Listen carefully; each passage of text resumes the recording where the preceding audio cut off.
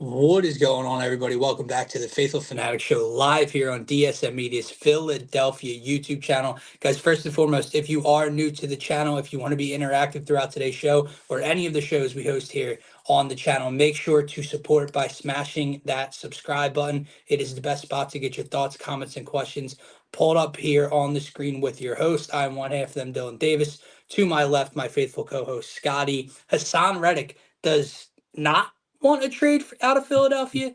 Kyle Lowry officially signed by the Philadelphia 76ers, and the Sixers go on the road to a streaking hot Cleveland Cavaliers team and take them down, missing four starters. Buddy Hield, much more than just a shooter. Scotty, campaign looks okay coming off the bench right now. The reinforcements are hopefully coming soon, but that is a humongous win for our Sixers. We're going to talk a lot more about that throughout today's show, but what's going on, man?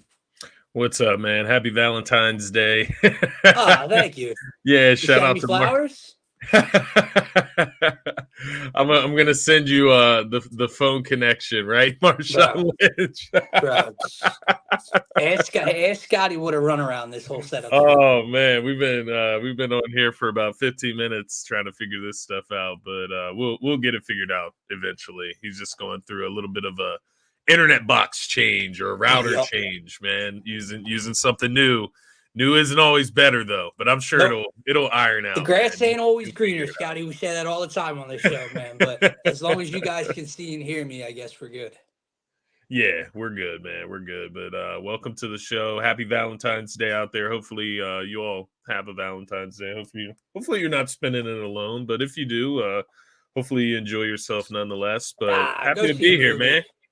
We got plenty of sports on this fine Valentine's Day, which I'm excited about. Not only do we have the Sixers this evening, of course, I got Champions League this afternoon, PSG and Kylian Mbappe. I get to watch my favorite soccer players, so I'm excited for that this afternoon until until my wife wakes up. She worked the overnight shift, so I don't have to celebrate Valentine's Day until later, but yeah, man, feeling good this morning, feeling spry. He said, "Sleep in, babe. Don't worry about it. Keep sleeping. Keep sleeping. I didn't run to the store yet." But anyway, man, like you said, a lot to talk about. The Phillies, pitchers and catchers, spring training down in Clearwater, starting ASAP, right? The Flyers on a 4-game win streak out of the All-Star break. So a lot going on here in the Philadelphia sports world. But let's start with the news we opened with on Monday, and that was the Hassan Reddick, drop that he wanted out of Philadelphia or was looking for a trade, so to speak. Report comes out yesterday, him kind of clarifying the situation that he did not request a trade. He wants an extension here in Philly. I guess the numbers that he threw out there, Howie Roseman and Jeffrey Lurie and company said, go gauge your value out on the market, come back to us with what you find out. And then somehow the trade rumor got leaked, and he's probably not all too happy about that. I'm sure the Eagles played a role, had a hand in that role as well. But what do you make of this whole situation, man? Because you and I kind of broke down on Monday that we under no means necessary want to lose Hassan Reddick. You can't just replace 16, 17, 18 sacks a year. You can't necessarily replace a game record like that. But I'm also at age, 30, when he's not Micah Parsons, when he's not Myles Garrett, when he's not TJ Watt, I don't feel comfortable giving him $25 million a year. And I get it, right? This isn't like, I love when fans talk about like ownership's money. Like, I'm not paying him that. Like, dog, what do you care? It's not your money. In the NFL, with this salary cap, with how many holes we have, this is different, right? This isn't just overpaying a free agent because you have the money to do so. This is not handicapping yourself to a guy where you can't fill all the other issues going on with this team, man. So where do you stand now at the fact that maybe he doesn't want out, and we kind of have to maybe walk back some of the comments we made on Monday, not having the full story? Where do you stand on Hassan Reddick's future? Yeah. I don't think there's anything to walk back here, man. It is what it is. I think when you start talking money and you start talking, Yeah, you start talking the business side of things in sports, and it gets a little, fuzzy. It gets a little bumpy, and that's just life, man. When you're talking about a guy that's turning 30, he is in a place where he loves to call home. He is from the area. And we have been successful with Hassan Reddick as an edge rusher. He is one of the best in the league.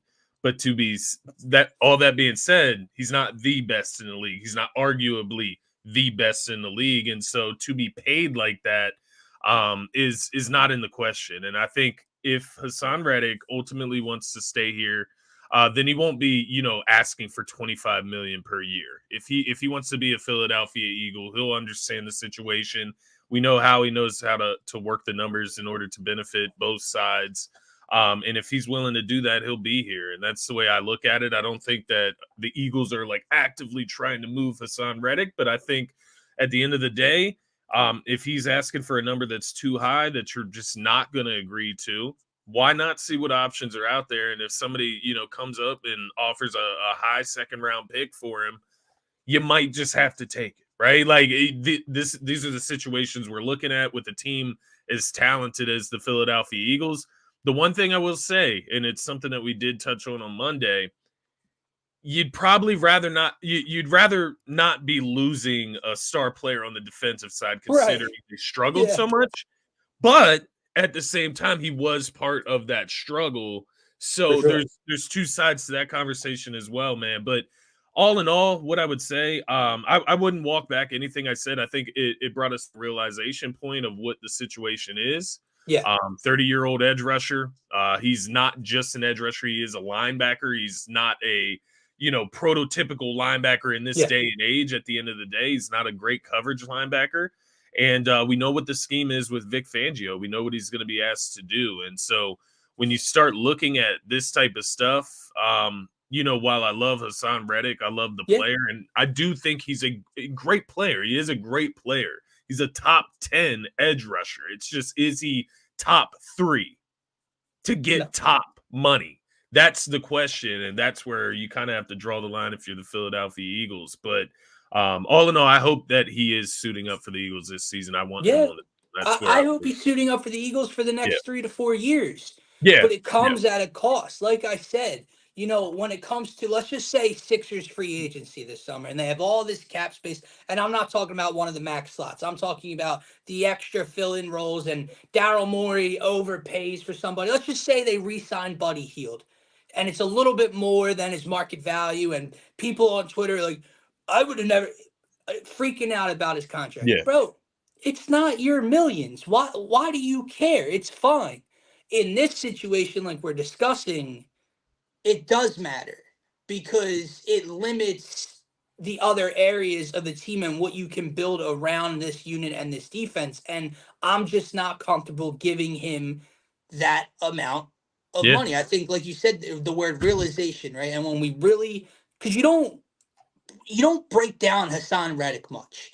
Right. Yeah, was he part of the problem? Yeah, because no one stepped up. But was Yeah, he the issue? Not by any stretch of the imagination. So you don't sit here and really think about Hassan Reddick and what his value is and what he needs to do for this team. You just expect him to be there. Except when he wasn't except yeah, when he wasn't there for the last 4 weeks. Just like everybody else, I get it. He was dropping in the coverage more under Matt Patricia. I completely understand it. But when he's such a niche player, he yeah, can't drop back in the coverage. He's not a put my hand in the dirt and get and defensive end. He is a stand you up on the end of the line of scrimmage and try to get after the pass rusher. yeah, He's top 10, like you said.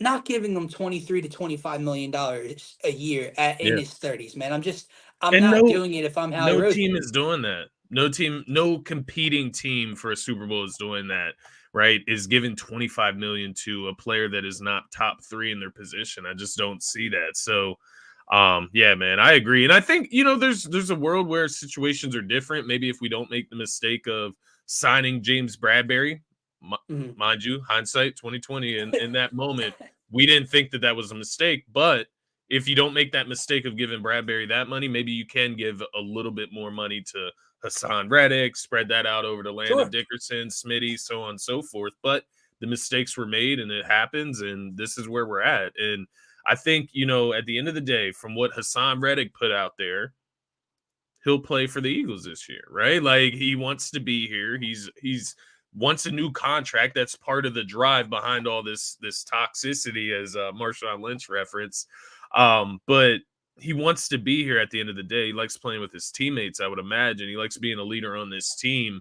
And he wants to compete for something at the end of the day, is what I would imagine. So if he is who we expect him to be and who he has been for this team, then he'll continue to do that, right? And if he's somebody that doesn't belong on this team and is a guy that needs to go out and find a trade, well, then that's why we're going this route if we have to. So at the end of the day, I know, Howie's not perfect, right? And the media in Philadelphia is not perfect by any means. It's hard to say who's more at fault here. Like, did the Eagles – most likely the Eagles floated this out here, right?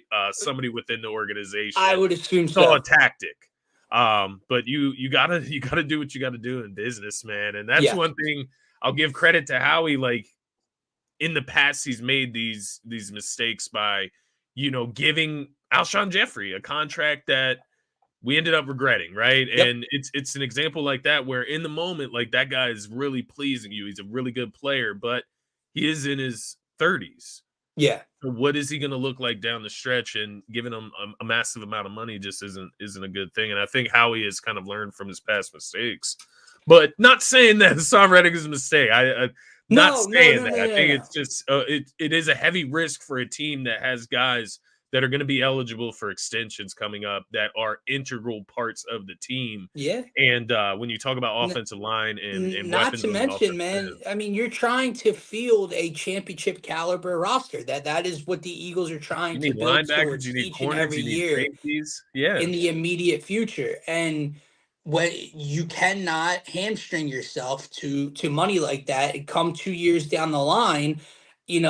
We're looking to shed $23 million of Hassan Reddick because he's not putting up the production we needed him to. So we'll certainly see. I think the last thing that kind of really bothers me, and again, he didn't necessarily request a trade, but Hassan Reddick has been somewhat vocal within the locker room and within the media.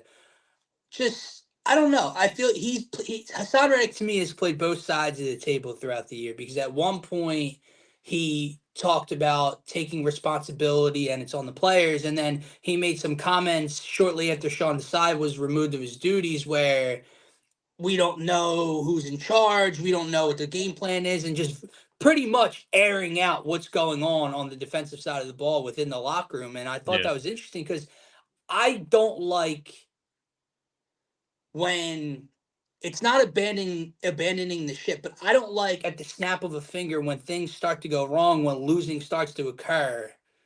Here comes all the noise, right? Like, everything was fine last year. Most things were good when we were 7-0, 7-1, 10-1. Yeah. To start to lose, there's AJ Brown issues. There's cornerback issues. There's Hassan Reddick. Now there's Hassan Reddick issues, right? And it's like, man, at the first sign, at the drop of a shoe of losing, of trouble, this is what we're doing. Like, Brandon Ayuk just did it in the Super Bowl, dog. Like, you probably earned yourself wide receiver 1 money this offseason. And the moment in one game, now albeit the biggest game, but in the one game you don't get the ball that much, you and your brother took to Instagram. Why? Yeah. It's a day and age. What if they had won the game, Scotty? What if San Fran wins that game, but he still only has 3 catches? I bet you they're not on Instagram. But they lose the game in overtime, and now you're on Instagram calling people out. Stephon Diggs, his brother. When you're winning, everything's fine. When you're not getting the ball, when you're losing, you take to Instagram, you take to Twitter. I can't stand it. And that's what this kind of feels like. Like, he's not bailing. He doesn't want out. But, bro, read the room. Like, go earn your money this season. Yeah. That's what pisses me off a little bit. Yeah. I think the whole team, man, they just need a break. They need to, like, take the time off that they have right now and step away from football because it's been a long Yeah, time of go do playing, what right? Jason And Kelsey's doing. Go I go just to Vegas, live I some think, life. well, no, I wouldn't advise to do what Jason Kelsey's doing. I believe that is weird to dress up like a Chiefs character in a Rey Mysterio Chiefs mask. But that's me, man. I don't fuck with it. But nonetheless, I do think they just need to take a break, a break away from Philadelphia, take a break away from the fans, take a break away from the media, and just come back fresh next year. Because while the Chiefs, they look like this well-oiled machine, man, I just think Super Bowl hangover is real. I think this season caught up to them. I think a lot of the bullshit, the toxicity, the rumors, all of it came out all at once. And they just need this time to refresh, reset their mind, because it feels like it just continues. You get one good thing and then you get three bad things about this team, and they need to take a break, take a step away from NovaCare facility, take a step away from the NFL. Give yourself time to relax after the Super Bowl has ended here. You had to watch the Chiefs win again. And just get ready for next season, man. I think all of this, they're just acting like, like when a baby is like really tired and they just keep crying and like complaining about like the littlest things, and like they're just so exhausted. Wah, wah, wah. It's like, all right, like shut up. Let's get on to the next part of things here. And that's what I think the Eagles need, man. They need a nap.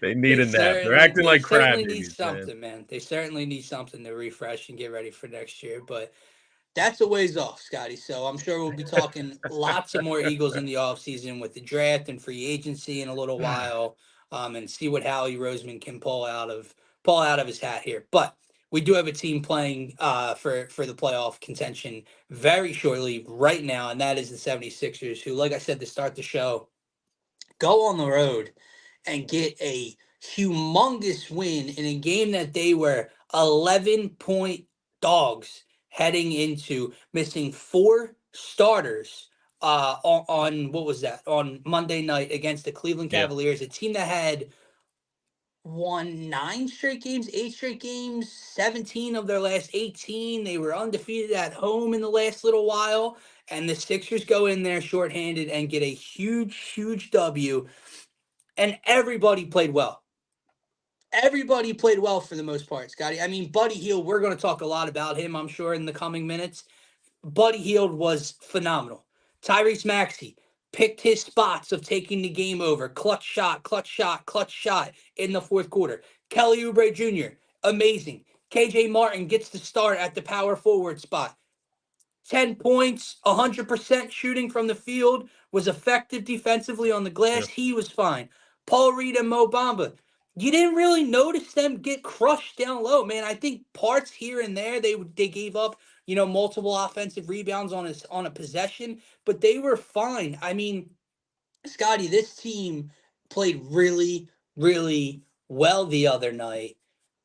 All with all of the injuries and everything going on, how big of a win is this just for character and team building and knowing like we're going to be okay and the reinforcements are coming. Yeah, no, it's a huge win, man, in Cleveland against the number 2 team in the Eastern Conference. You can't really downplay it. It was in Cleveland, right? It wasn't a home Yep. game. There's nothing like that. The Sixers were missing a bunch of guys, including Tobias Harris, which is ironic. I'm interested to see it again tonight without Tobias Harris to see if there's a common denominator there. But nonetheless, I think 2 wins in a row is exactly what this team needed. Especially coming off, the tough stretch that they were in. They're in a tough stretch right now. It's the competition is not gonna, die down. They got the Heat, the Knicks, the Cavs again, the Bucks, the Celtics, to finish this month out. So all Eastern Oh, it's not Conference getting easier. contenders there. But what this does do is it gives me confidence as we move forward and start to get a few guys back. It gives me confidence that we can go out there and compete with these other teams and even beat these other teams. And I think that speaks to what Buddy Hield has come in here and Yep. done. I think he's completely changed the landscape of the team. I think when you have somebody next to Tyrese Maxey that can space the floor. Simply do that. I think it makes a huge difference in the game, even compared to DeAnthony Melton that doesn't shoot the ball horribly from three, right? He's a pretty No, decent three-point shooter, but pretty he's around streaky. 40% this year. He's not Buddy Hield, and that's the No, difference. And and on to be top of fair, it, not many guys are.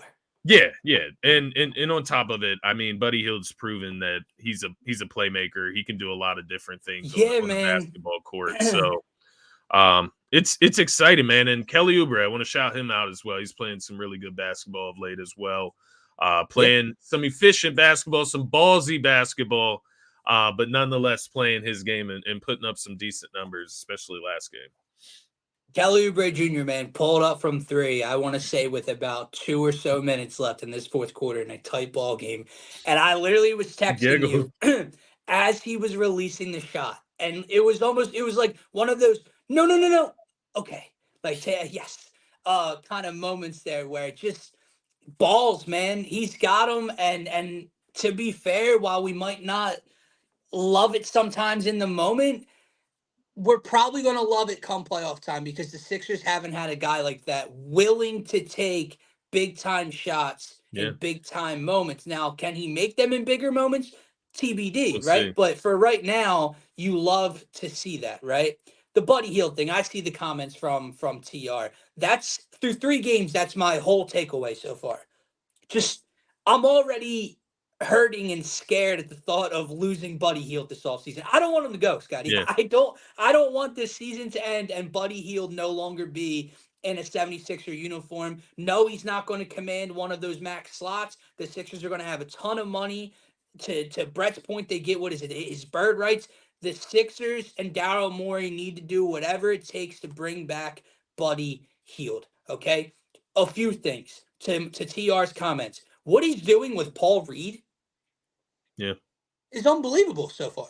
Like turning Paul Reed into this pick and diver kind of guy, pick and pop kind of guy, rim running that not even Tyrese Maxey has kind of gotten out of Paul Reed. Just in 3 games has been a revelation for this team, okay? The second thing, just the thought of him on a basketball floor with Joel Embiid has me so excited for the playoffs, man. And it's probably the number one reason I need Joel Embiid to come back healthy more so than anything, is to get these dudes on a floor together and see what they can do with all that space, all that gravity both are going to command.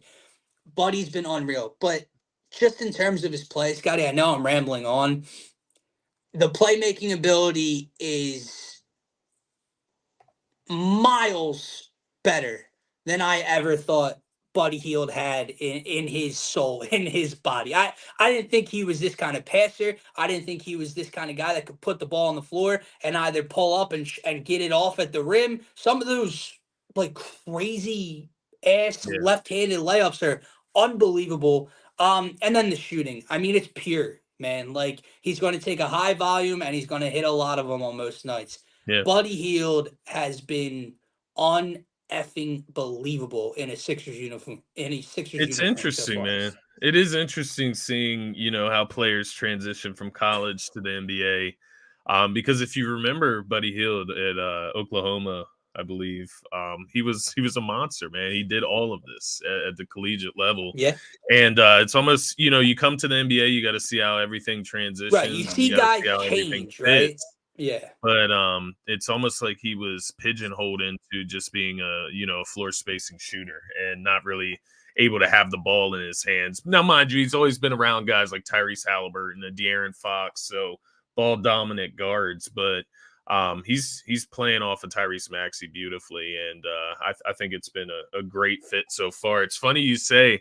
I do wonder what he's going to command, man. Like if he finishes the season like the way he's playing right now, is that not like close to a max? like I'm not saying give Buddy Hield a max by any means. I'm not saying that. I'm not reckless like that. But 22 points per game, 6.7 assists per game, 4.3 rebounds per game on 44.8% from 3-point and 52% from the field in 3 games so far. I mean, those numbers are pretty good. Pretty good, yeah. I'm interested to see what he will command, but he's got to play like this the rest of the season. That's a big key to that equation. And if he does, maybe we would be willing Well, to give him, correct. decent And money, you not a also max have to contract, but good see money. now we're expecting great things on the floor with him and Joel, but See, this is where this is where we were kind of like the vibe was kind of trending this way, and I didn't want it to. Yeah. Yeah, you can't make that mistake again, but I don't know if it would be the same mistake. No, but again, to your point, we're expecting great things with him on a basketball floor next to Joel Embiid. However, you would have to assume a downtick in production simply because of just Joel. like Buddy's going to have 35 a better night. opportunities with Joel on the floor, Yeah. but he's also going to have less opportunities. And by less Yeah. opportunities, I mean ball in his hands, playmaking in the paint, kicking out, stuff like that. So Yeah. you have to expect a downtick in production numbers wise from that point. And I think the point here is that Buddy Hield now eliminates Tobias Harris in my eyes, right? Like, honestly, I'm looking back on it, that maybe is like my only regret is that we didn't flip him for some type of asset to where it wouldn't be that big of a focal point on the team to where when he comes back, the ball has to be in his hands. Yeah. Like I'm fully committed to Buddy Hield being like that third guy on this team, that third scorer on this team, right behind Maxey and Embiid when he comes back. And I think that's the part of the equation that gets removed here is Tobias Harris in the offseason, man. Yeah. Because I am interested to see, once again, tonight, the ball, young guys, athletic forwards, right? Able to get up on the boards and go after it. And they're hungry too, right? Like Ricky Council, KJ Martin, they're not playing for like just the Sixers and like to win, the game against the Cat. Like they're playing for their contracts. They're playing for their careers in the NBA. And I think that's the difference between those type of guys and a guy like Tobias Harris right now, who is just kind of coasting through the regular season. Right now, we need those dogs out there. And I'm interested to see how it looks tonight again with Tobias Harris not on the floor. If Ricky Council can go out there and impress again and show his stones. If Kelly Oubre goes out and looks like a better basketball player without Tobias Harris on the floor. So on and so forth, man. I'm interested to see it tonight. And I think it could be something that we notice as a trend going forward, man, is, just the fits. Like, even when Embiid comes back, it's like you could just have, instead of Tobias Harris, you could just have, like, a rebounder and, like, Nicholas Batum, right? Like, you could have Maxey, Hield, Batum, I don't even know, Kelly Oubre, and Joel Embiid, and that sounds better to me. That sounds like floor spacing. That sounds like attacking the rim. It sounds like knowing when to get the ball to Embiid and Maxey, and that's what I envision going forward, man. And that's what I'm dreaming about. Tobias is in a very tough spot moving forward, because he is. He has to be efficient and he has to pick his spots and be smart, especially like you said, in a month or so, hopefully when Joel comes back, because when you have these guys now, when you have the scoring champ in Joel and you have Maxey and you see what Buddy Hield's doing, and almost any time Tobias Harris takes a shot, it could potentially be a bad shot. Yeah. You know what I mean? Like, there's 3 or 4 other dudes on the floor I'd rather have shooting the basketball right now than Tobias Harris. So you got to, I do like feel for him a little bit there where it's like, man, he's got to be smarter soon. He's got to know when it's Tobias time and when it's even not, against and when to pull. What was it? The Wizards the other night, man? He was a detractor. Like, and I get it. He has like whatever they call it. Was it a hip abductor or something? Impingement? Yeah. Impingement. Interesting. His injuries are always so interesting. But you just look back on that stuff and maybe he was just injured. Maybe that's why he looked like slow and uninterested in playing. But I don't know. It's refreshing seeing like these hungry, athletic guys that can get in the lane and can finish. Like Ricky Council. Don't get me wrong. I don't want him going out there and those free throws down the stretch. Yeah, the free throws down the stretch, the getting in the lane and hitting shots, like just shots you're not supposed to. It's just stuff I'm not used to, man. Finishing at the rim. I'm interested to see it keep going forward. Like maybe that's another question for you. Does Ricky Council deserve a permanent spot, man? Like, has he locked that up? I mean, I wouldn't say yes already. You know, a game and a half or 2 games of Ricky Council playing well is not a he gets that final roster spot. But you know, you give him the next couple games, you know, through the into the All-Star break and maybe a little bit beyond it, and it's like, yeah, I could definitely see it. Now the issue Yeah, becomes, you know, post All Star break, you're going to have knock on wood, Melton, Batum, Tobias, and Lowry all coming back into the rotation. That's not even including a Robert Covington, barring what's going on with him. So you yeah, are going to have a lot more bodies, similar style, similar builds to a Ricky Council out there. You just have to respect what he's doing right now and see if he can continue to play himself into a role, because right now he is. And that's another thing, man. You have to love Nick Nurse for this. Like yeah.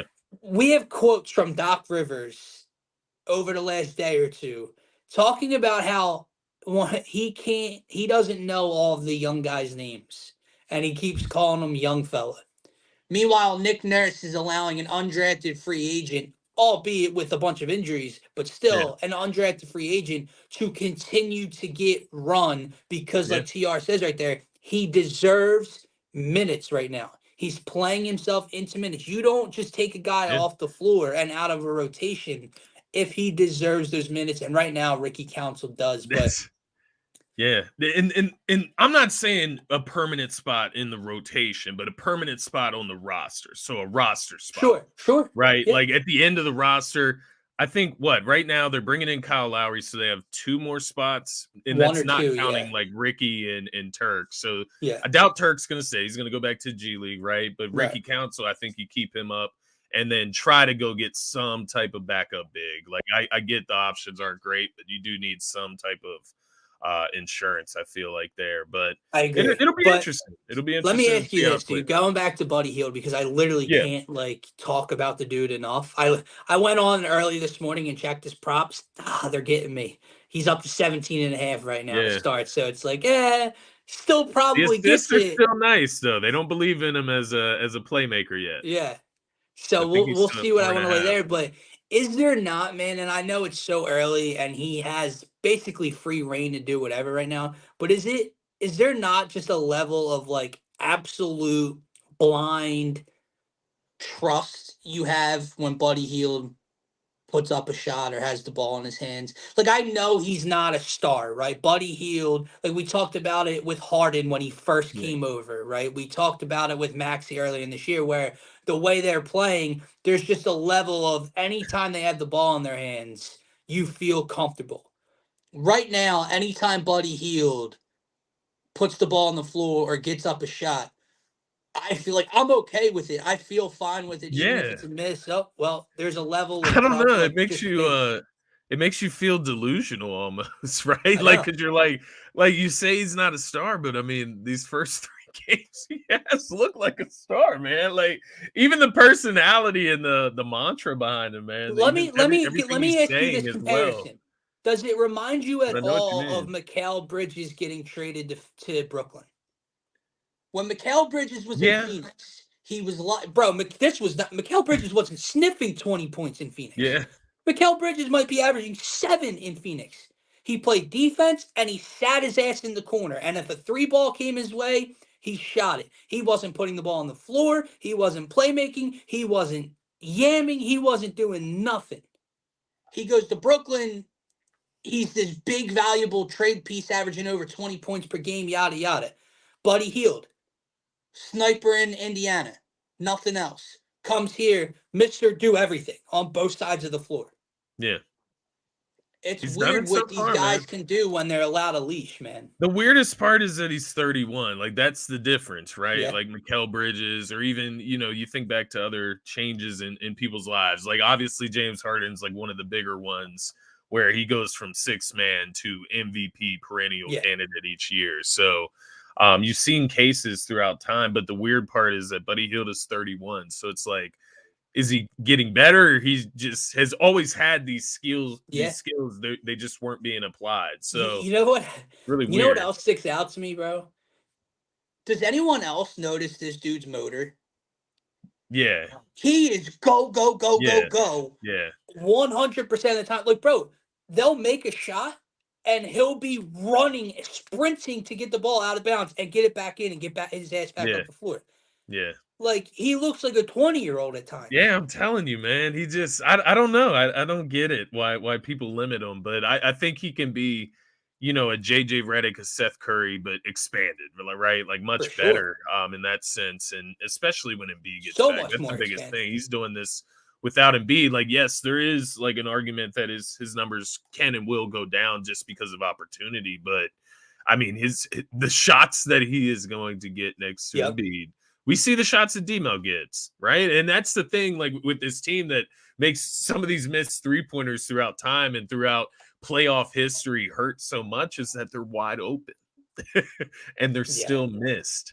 And that's just something you can't do with Buddy Hield. People are going to have to make decisions. Are you going to leave Maxey open on the wing? Are you going to leave Buddy Hield open in the corner? Are you going to leave? Are you just going to guard Embiid with one person now? Right? Are you going to be able to double team as Right. often? Or are you going to get killed by the three? It was exactly what the Sixers needed. I'll give Daryl Morey credit where it's due. Arguably the best move at the deal at the Yeah. deadline. For my money. And you talk about what the Sixers needed. They needed a guy that will shoot 3-pointers 10 to 12 times a game with no hesitancy, no conscience, right? And that's something that we've been looking for a while, really, since we let Seth Curry go, a JJ Reddick walk out the door. So I'm happy to have a guy like this in here that's just going to help them get more 3-pointers up, if Yeah. nothing else. But he's adding so much more on top of that. Yeah, no, I agree, man. But I saw a comment up above a little when we first started the Sixer segment, and they asked if campaign is better than Pat Bev. Better is an interesting word. They definitely impact the game 1000% differently than Yeah. one another. But I would argue that campaign is a better fit. Now, I get when you traded away Patrick Yeah. Beverly, you traded away that voice, you traded away that dog, you traded away that defender that the Sixers really didn't have. And they traded away Marcus Smart. So at the same time, for the first time ever, the Sixers had two dudes that'll butt your ear off, right? Yeah. And now they lose both. So you're like, do they lose some toughness? Do they lose some whatever? Campaign comes in. I mean, his assist to turnover ratio is flawless basically so far. He's shooting well from three. He might chuck a little bit, but there's no one else really. You know what I mean? Like, it's not like he's chucking with Embiid on the floor. He's chucking with Ricky Council and Yeah. whoever else next to him. So I'm okay with what Campaign's doing offensively. And I think again, come playoff time, when Joel Embiid hopefully is healthy, a 40% 3-point shooter that can handle the rock. See, I think that's another big thing, Scotty. And they brought in Lowry. The Sixers went from a team that lacked backup guards, right? Backup Yeah. ball handlers and guys. They got like four of them now, dude. Like Buddy's capable of it. Campaign, Lowry, Maxey. Now they have like five dudes that can handle the rock in the half court, right? So Yeah. that's something that Daryl Morey also really, really helped with at the deadline. Yeah, no, I agree. I think it ultimately was an upgrade, and I'll stand on that. I originally said it was a bad move, and we'll see how it plays out. It would have been interesting to Yeah, see what Pat Bev looks like with the leadership that he presents in the playoffs. I would have loved to have seen that in Philadelphia. But you get another ball handler, and it's something that you needed right now. Without Embiid on the court, you realize how much of a lack of ball handling you have on the roster, and somebody who can dribble with their head looking up to see guys down the court. crazy, man, It ain't makes it? a big difference. And I'm not the biggest Campaign fan, but he's fit in well, and maybe under Nick Nurse, maybe you can get the best out of him. You mentioned Kyle Lowry. I'm excited to see how that works. I hope that like coming back to Philadelphia gives him maybe a little bit of extra juice, getting Yeah, back on the court and just fitting in here. But I think he'll be able to take up that leadership role of Pat Bev very easily. And now that absolutely, he's bro. I finally agree with locked you. in, you start to feel that, right? Like you bring him in for a reason. He has that connection with Nick Nurse. He has a championship.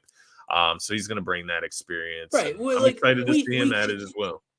we sit here and we get so caught up in the personality, and not like, don't get me wrong, Pat Bev seems like a very good leader, Yeah, right? Maxi obviously posted, and Maxi was pretty close with him. Like, he seems like a leader in the locker room. But Patrick Beverly has won nothing. He's been a part of no winning teams, and he's been traded like 5 times in the last 6 years. yeah, Kyle Lowry has won a championship.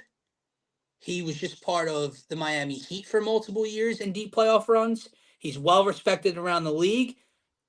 Kyle Lowry has more of the veteran leader presence in the playoffs than Patrick Beverly does. yeah, Just because Patrick Beverly might be a little bit more rah rah, up in your face, get on your ass kind of guy, doesn't necessarily make him a better leader, right? So that's the one thing I'm looking at for Kyle Lowry to come in and kind of be that guy under Nick Nurse, have that trust and relationship already built in, knowing what he can do off the bench for you. But also, again, there's just a level of responsibility and trust, man, where I think Kyle Lowry's role is very clear here come playoff time. yeah. 10 to 13 minutes, shoot a couple open threes. I think his basketball IQ is there where he's not going to take bad shots. He's going to play defense. He's going to take a charge or two. He's going to be feisty. Yeah. And that's it. And You that's put all they need from him. you put Kyle Lowry in the corner in D-Melt's spot against the Celtics, and Right. he's hitting one of those Right. three-pointers. Like, Kyle Lowry that. on the wing in transition, right? Getting an Yeah. outlet pass and knocking down a three in the fourth quarter of a playoff game. Like, we've seen it many, many I do times think on different teams. I do think it's funny how they bring him in and the whole mantra they do with like the Larry O'Brien trophy in the background and him looking at it in front of the skyline. Like, it's goofy, man. Like, I get it. Kyle Lowry, I'm happy to have him coming back, and I do think he's going to be a good addition. But they're funny, man, with the propaganda. I know. But interesting question here, man. Do you feel like I will say, like, that win, it gives me a little bit of confidence. I'm just worried, and I'm hoping that it's not false confidence coming out of a big win in Cleveland. I think, once again, tonight, big test. Even with the injuries, the Heat have injuries as well. The Heat are on the road. The Heat are playing on the tail end of a back-to-back. The Heat are playing in their third game in 4 nights. Like, the Heat are the ones that are beat up. No Jimmy Butler, right? And I'm looking at the Sixers. You're back home. You're coming off a big W. You got your reinforcements at the deadline that are helping, contributing. Still no Tobias, no D-Melt, so on and so forth. But this is a big opportunity to put together 3 wins in a row as you go into a stretch where you play the Knicks, the Cavs again, the Celtics, so on and so forth, even the Bucks there. So all of these teams that are right there in the top of the East with you. How confident are you that they're going to be able to compete over this stretch leading into the All-Star break? Because I think how many more games do we have before the All-Star? Yeah, I was going to ask you that. That's the biggest thing, man. Getting this team to the All-Star 2, break. I think. Yeah, so the Knicks are the games. last game before the All-Star break. How confident are you that they can get up ahead of the Knicks or maybe within a game of the Knicks? No, we just have one. Just one. So it's just the Heat? Yeah, because after the Knicks are on the 22nd and the Cavs are on the 23rd. So yeah, there's an 8. So All-Star weekend is this weekend, literally. Yeah. All right, I'm dumb, but okay, that makes no, sense. I wasn't even paying attention. I'm dumb. I mean, I am paying attention because I need this team to get healthy into the All-Star break, but I haven't even thought about when that was. But yeah, one more game tonight, man. Even if you lose it, but no Jimmy Butler tonight for the Heat. The Sixers, I believe, are Should 3.5 or 4-point favorites on their home floor. I know it's very hard to say they should get a W. They are as depleted gets. But when you go on the road and win a game like that against Cleveland, you come home against a lesser team that's also injured in a sense and missing their leader, Jimmy Butler. You should win this one. Even if they lose tonight, I will say, though, was my point to everyone when everyone was spiraling pre-trade deadline and even post-trade deadline. Let this team get healthy. The schedule sucks. Like that's the one fear I have, is that it might just be too much to overcome missing Joel Embiid, man, because we've seen what this team looks like without him. But you get some of these reinforcements back, Scotty. I got news for people. OG Anunoby and Julius Randle are out for the near future. They are out for 2 to 3 more weeks each. They will not be playing when the Sixers play them on February 22nd. So you have an opportunity to catch up there. You play the Cavs again. You play the Heat. You have a chance pre-Bucks game to get yourself back into the 4 spot and really see where you can go from there, man. And I just look at it that like you have what, a three game lead on the Pacers right now, 3.5 on the Heat, and you're half a game back on New York, who's also injured. Like I'd like to point out they're also only 2 games behind the Milwaukee Bucks. Like the Philadelphia 76ers, tough schedule, injured as all hell, still have a chance to be a top 3 seed in the Eastern Conference. Hell, Yeah. I'll argue, Scotty, that they have a chance to be a top 2 seed. And you want to know why? Because the Cleveland Cavaliers are not going to continue to play this level of basketball. They're just not like they are leaps and bounds better than the Orlando Magic when the Magic were on that magical run, to start the year. But they're not this good. Like I just don't believe that the Cleveland Cavaliers are this talented of a team where over the next 2 months they're going to continue to go on 6, 7, 8 game winning streaks and command that lead inside the top 2. So for my money, I think the Sixers will finish top 4. Yeah. Yeah, no, I tend to agree, man. I mean, the way it looks right now, getting guys healthy after the All-Star break, that'll be a nice break for them, though. That's actually reassuring. But yeah, I think this is a game tonight, man. I think this would give them a ton of momentum going into the All-Star break, to get 3 in a row and take care of a Miami Heat team, which they do have a few guys down, right? Like Terry Rozier, Jimmy Butler, Josh Richardson, all 3 of those guys out. So that's a big chunk of their scoring that they have there. Yeah. We know how the Heat play. Obviously, they have that Heat culture, right? But I look for the Sixers to take advantage tonight of an also dwindled team, right? When I look at the stars on each team, I look at Tyrese Maxey, and I think you should be able to win this game at home against the Yeah, Heat on the you tail end have of the a best back-to-back. player on the floor tonight Yeah, so at home.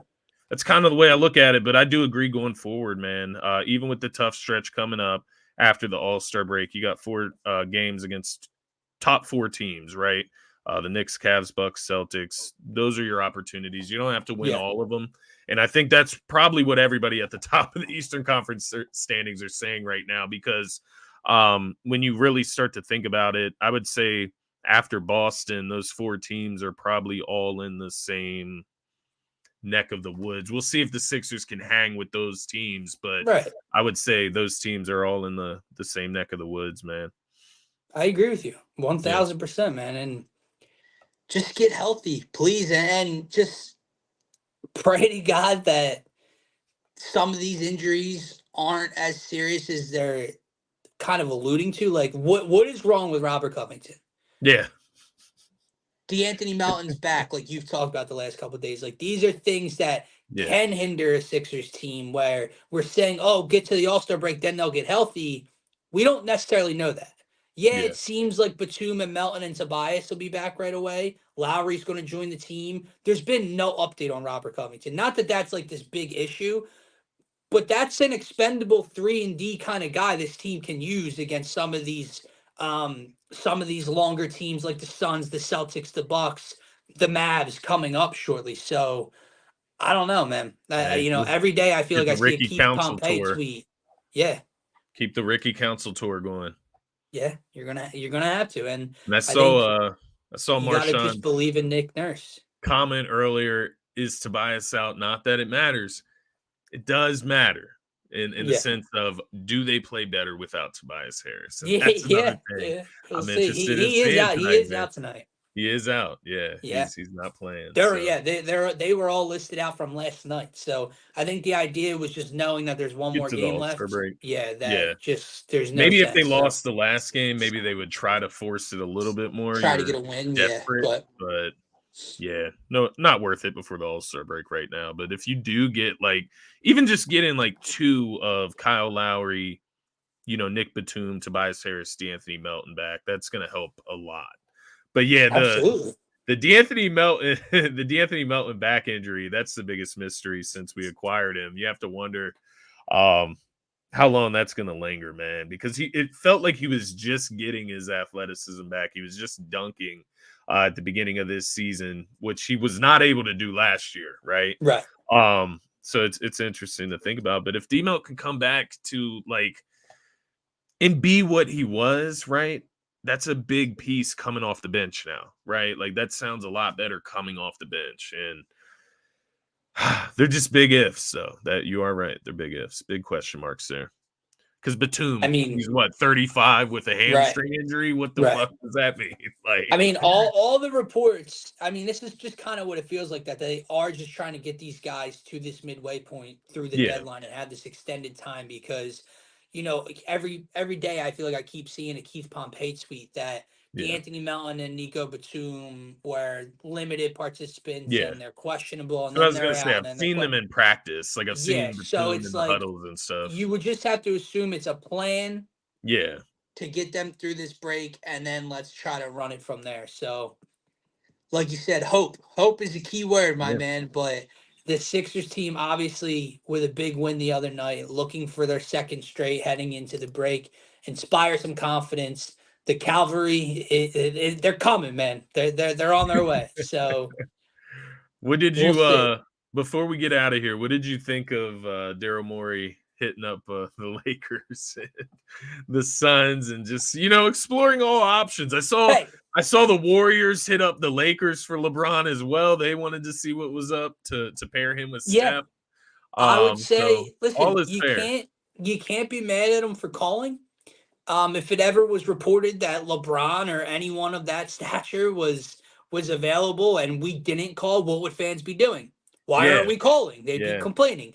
However, exactly. I just think it is funny. Like, what if they said he was available?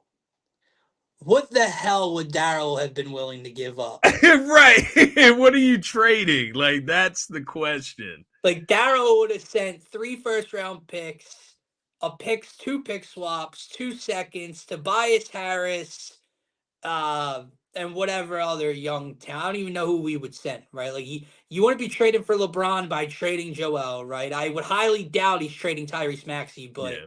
who the hell knows? So, Yeah, you bring in LeBron to pair with Maxey until Embiid gets right, back, right? Like right, that's the exactly. idea. So I don't know what he would have had up his sleeve to even get that thing done, but And then, pivoting to the Suns, which I don't I like that idea even more because I think KD would be a beautiful fit. But then pivoting to maybe not Bradley Beal, but Devin Booker is hilarious to me as well, man. Devin Booker, I'll say, man, he's one of the few guys you have to consider. Would you give up Maxi for that guy, right? Like, right. there's only a few guys in the Yes. NBA that you can really say that Yes. about, Like but let's just Devin listen. Booker is I one don't of want to those guys. sound like an asshole. I think Devin Booker is annoying when we Yeah, play against him. I think he bitches and complains and he's somewhat soft.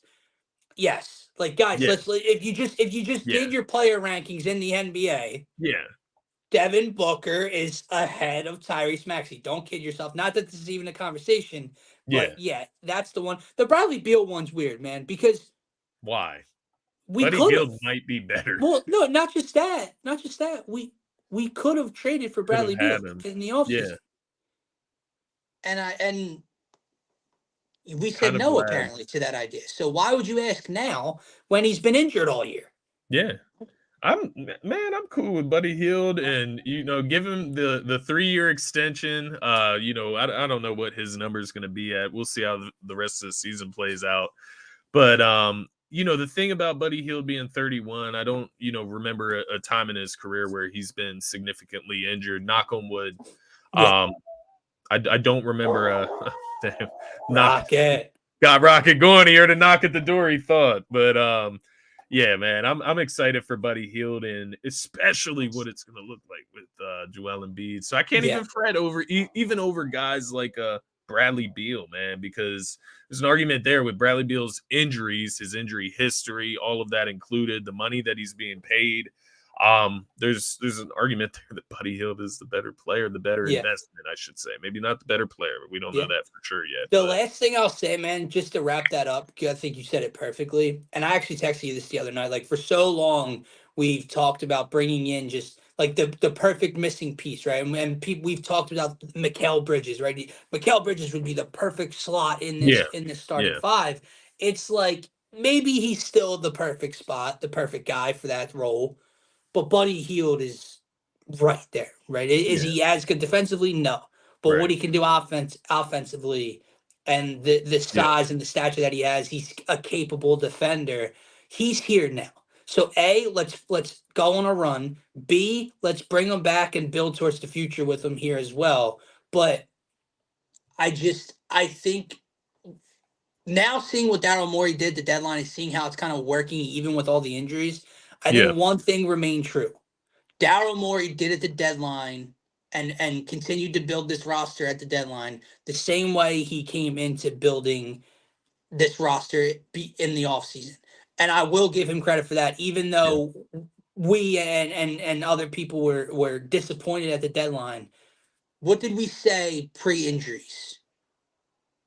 They went more with depth and fit and roles Yeah. rather than the big targets, the big names, right? Yeah. Well, Campaign, Kyle Lowry, Buddy Hield added to this team roles, depth, shooting, not stars, right? Even though Yeah. like we said, Buddy Hield looks great, not stars. You got to tip your cap because when hopefully it comes full circle and they are healthy, that's what this team is supposed to look like, and that's Yeah. the perfect example of what this team can be. So Yeah. No, I agree. we'll see, man. Let me see if I can get back in here to end the show real quick on this other screen. Guys, I believe that is going to wrap up this Wednesday edition. Happy Valentine's Day, like Scotty said to all out there. Happy Hump Day to my man Scotty as well. One of his favorite days of the week. If you guys are new to the channel, make sure to smash that subscribe button. It's the best spot to get your thoughts, comments, and questions pulled up here on the screen with us. We'll be back Friday morning talking more Sixers, heading into the All-Star break. Probably talking some Phillies as pitchers and catchers are Yes, arriving sir. in Clearwater, and whatever else is on the Philly sports platter. But have a great rest of your